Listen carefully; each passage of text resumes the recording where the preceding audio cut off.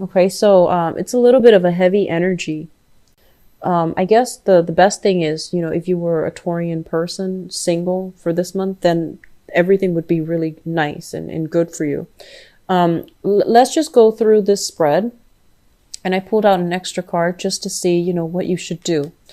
The energy is a little bit challenging. Okay, so while I was shuffling, one of the message I got from this here is that I feel like you and your partner are very, very incompatible. So this is a card about, great chemistry, but lack of compatibility. And overall, for those of you who are single and who are not dating anybody right now, there's very, very strong potential here to be able to like meet somebody that is very, very attracted to you. So I feel like the relationship, for some reason, it flows only one way. Okay.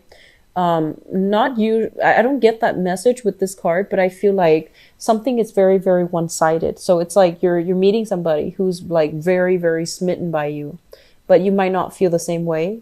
Or you are meeting somebody who is, I feel like who's almost your ideal, and there's a lot of chemistry, but there's just not a lot of compatibility. It doesn't mean that it can't work out, but it's just going to require a lot of self-awareness from both parties in order to handle that energy well. When two people are very incompatible, it can generate a lot of passion, a lot of desire, a lot of attraction. But in order to work together as a unit day in and day out and have a stable relationship and agree on like, the minutia of the details of the relationship, it requires two people to really respect one another, to trust one another wholeheartedly. And so it takes a very, very old, soul, mutually old souls, to be able to work things out in a manner where it can be sustainable. So I feel like that's what's happening here. You're attracted to somebody.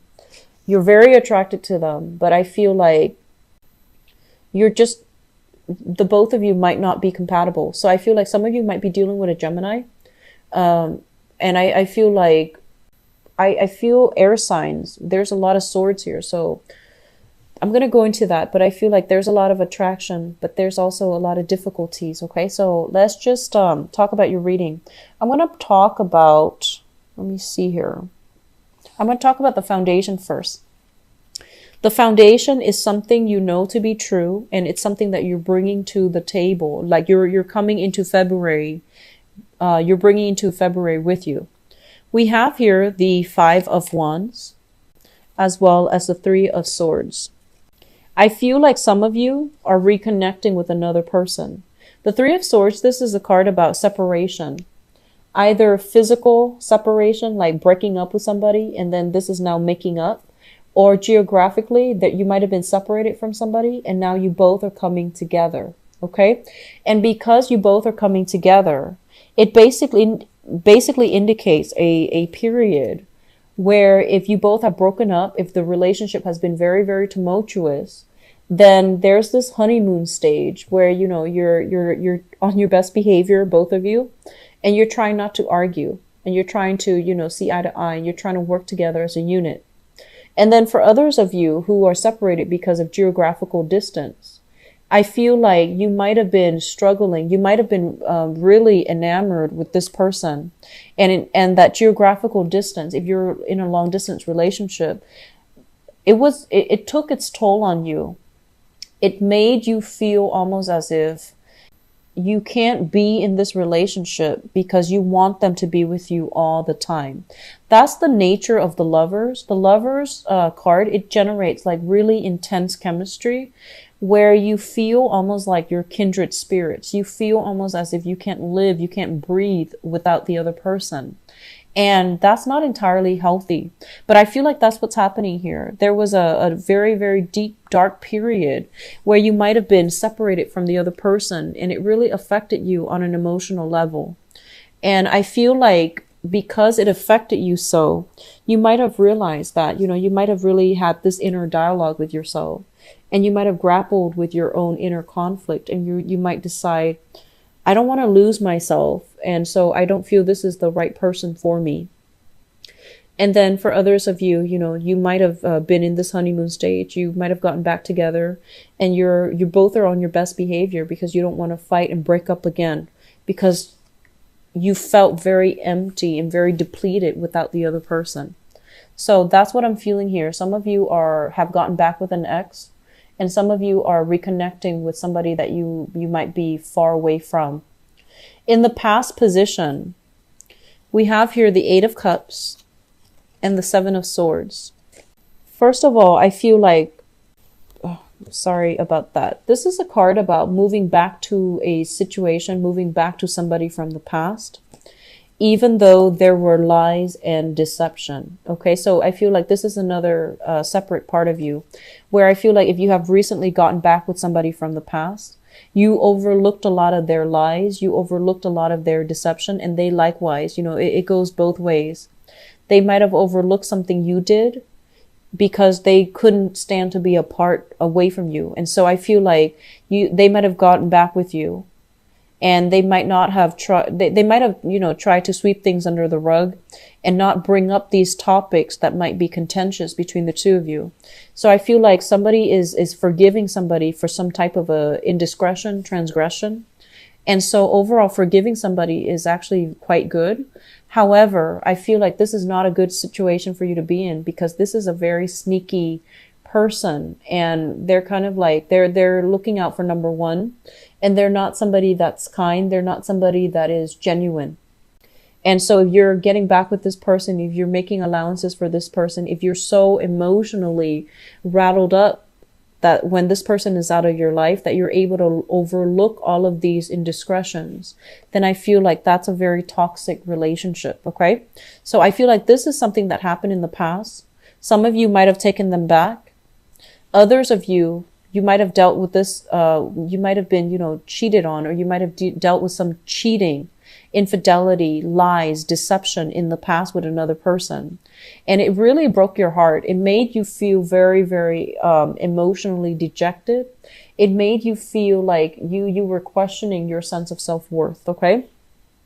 And as a result of it, some of you are just not giving it the time of day, and you're moving on. I feel like some of you might have been dealing with a water sign from the past, okay? So this is Pisces, Cancer, Scorpio. They are still coming into the picture, and they're still soliciting you. They're reaching out with an apology. They want to reconnect, and they want to find a way so that the both of you can move forward, reconcile, move forward as a couple. And I feel like others of you might have been dealing with an air sign, an Aquarius, a Gemini, or a Libra that really did a number on you. That really, you know, like I feel like you deceived them, they deceived you. And I feel like this is a very, very karmic relationship here. And it is at a point where you have to accept this person for who they are. Just accept the fact that you're not meant to be with this person and move forward. I feel like there's still lingering chemistry. There's still a lot of lingering passion associated with the lovers. Crowning this reading is something that you are thinking about. We have here the King of Cups and the Six of Swords. So I feel like for others of you, it keeps showing me, you know, energies of going back, trying to fix things. If you have been dealing with somebody that cheated on you, for example, you know, like that might have been an air sign. I feel like it affected you emotionally in a way where you are very, very skeptical, where you might have like really smartened up, and you might have been kind of like guarded with your heart, and you're choosing very carefully who to give your heart away to. And either way, what I'm sensing as well is that moving away from that person from the past, no matter how much they try to apologize, I feel like you stood in your own truth, and you're not going to let them get the best of you.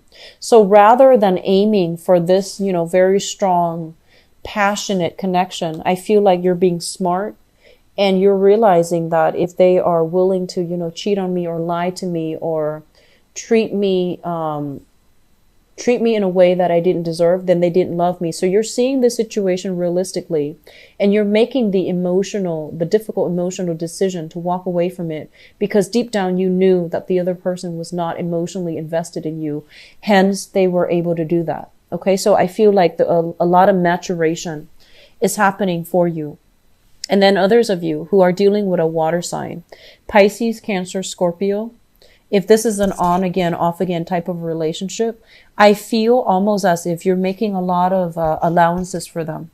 So that means they come out like this. They might be controlling, manipulative, emotionally clingy and needy, and also like very, very emotionally irrational. So they might have been very jealous. They might have been jealous of the female friends or the guy friends that you hang out with.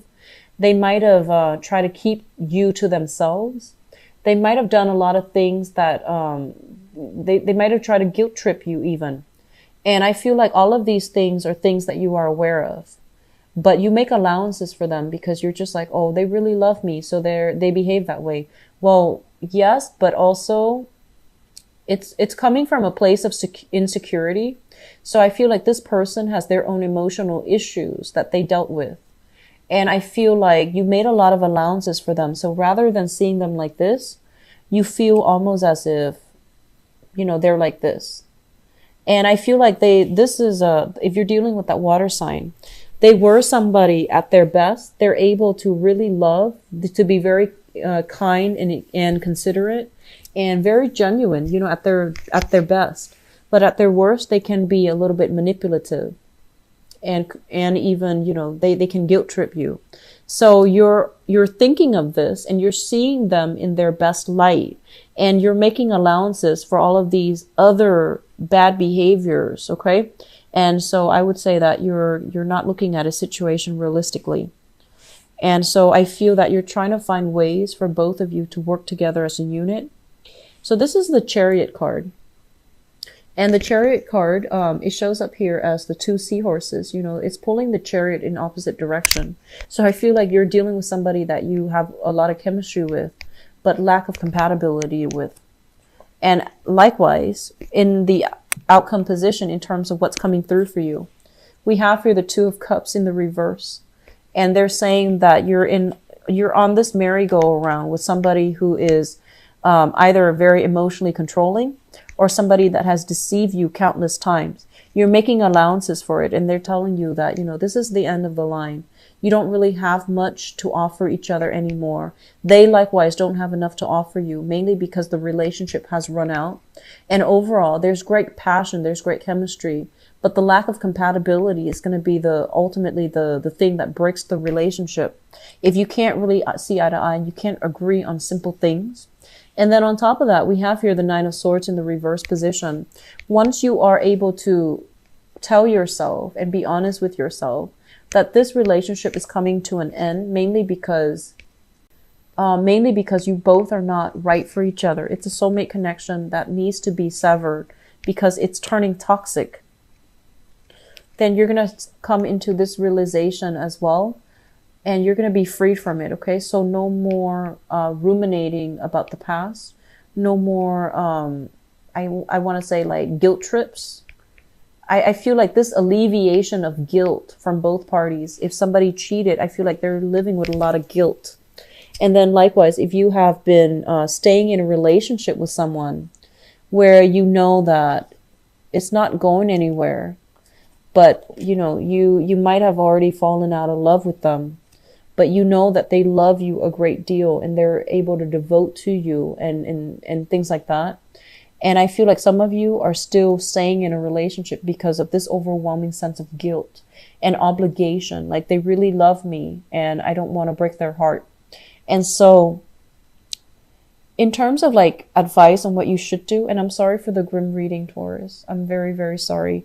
But I feel like some of you are dealing with some things that you need to release. And some of you are kind of like, you're sweeping important things, important revelations under the rug because you're not ready yet to move on. You're not ready yet to admit to yourself. You're not ready yet to like, I feel almost like to accept the truth of the matter. Okay. What I feel is happening here is I keep seeing people interfering in your relationships. And so they're telling you, be very, very strong in your foundation. Be very, very strong in your own truths. And if you're dating somebody and everyone is opposing you, like telling you, this person's horrible, and this is not somebody that we like for you. This is not a healthy person for you to be around. I feel like maybe there's some truth to it if you're dealing with somebody who is emotionally irrational, right? And so you have to decide here, do you bandwagon, go with the crowd?